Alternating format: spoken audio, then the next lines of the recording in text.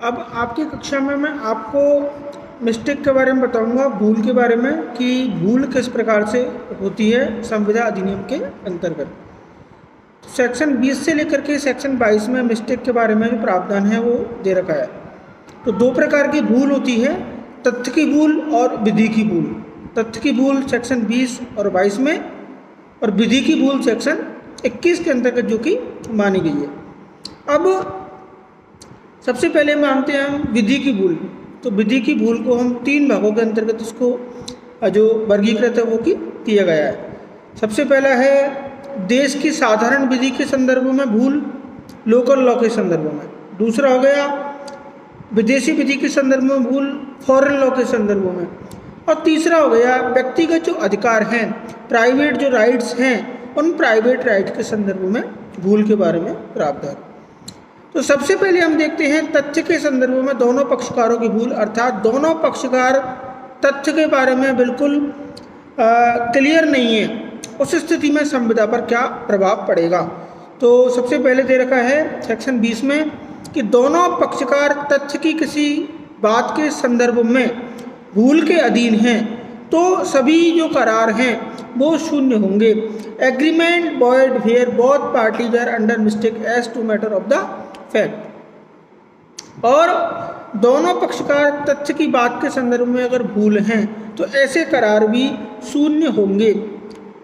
अब भूल कैसी हो, मिस्टेक कैसी हो, जो उस करार के लिए मर्मभूत हो, सबस्टेंटिव इसके अंतर्गत हो। इसके स्पष्टीकरण के अंतर्गत यह दे रखा है जो चीज़ करार की विषय वस्तु हो उसके मूल्य के बारे में गलत राय होना तथ्य की बात के बारे में भूल नहीं समझी जाएगी। और इसमें अति आवश्यक जो चीज़ है वो यह है कि भूल दोनों पक्षकारों के बीच के बारे में हो। एक पक्षकार के बारे में अगर भूल है तो ऐसी स्थिति में भूल उसको नहीं माना गया है। सेक्शन 21 कहता है विधि की भूल, मिस्टेक ऑफ द लॉ। तो मिस्टेक ऑफ द लॉ के अंतर्गत है विधि की भूल के बारे में क्या प्रभाव हैं। तो सेक्शन 21 में यही है विधि के बारे में भूलों का प्रभाव यह धारा स्पष्ट करती है। इस धारा के अनुसार कोई संविदा इस कारण शून्य करणीय नहीं होगा कि भारत में प्रवर्तन किसी विधि के बारे में वह किसी भूल के कारण हुई थी, किंतु ऐसी विधि के बारे में जो भारत में प्रवर्तन नहीं है किसी भूल का वही प्रभाव होगा जो कि तथ्य की भूल का है। अर्थात विधि का एक सामान्य सिद्धांत है कि विधि की भूल का बचाव आधार नहीं हो सकती। यह है हमारा इसमें स्पष्ट जो कि किया गया है। और तथ्य की भूल और विधि की भूल के अंतर्गत अंतर क्या है। तथ्य की भूल और विधि की भूल में यही अंतर बताया गया है कि जहाँ तथ्य की भूल की गई हो उस स्थिति के अंतर्गत संविदा शून्य मानेंगे, और एक पक्षकार की भूल अगर है तो संविदा को हम शून्य करणीय मानेंगे। लेकिन विधि की जहाँ भूल है वहाँ संविदा पूरी तरह से उसको हम अपरिवर्तनीय अर्थात उसको शून्य मानेंगे। आईपीसी के अंतर्गत भी एक सिद्धांत दे रखा है कि जो 76 सेक्शन है और सेक्शन 79 है उन दोनों में तथ्य की भूल के द्वारा दे रखा है। सबसे पहले 76 में दे रखा है लीगली बाउंड टू डू, अर्थात करने के लिए वैध रूप से आबद्ध। और सेक्शन 79 में दे रखा है जस्टिफाई, यानी कि न्यायानुमत होना जरूरी है।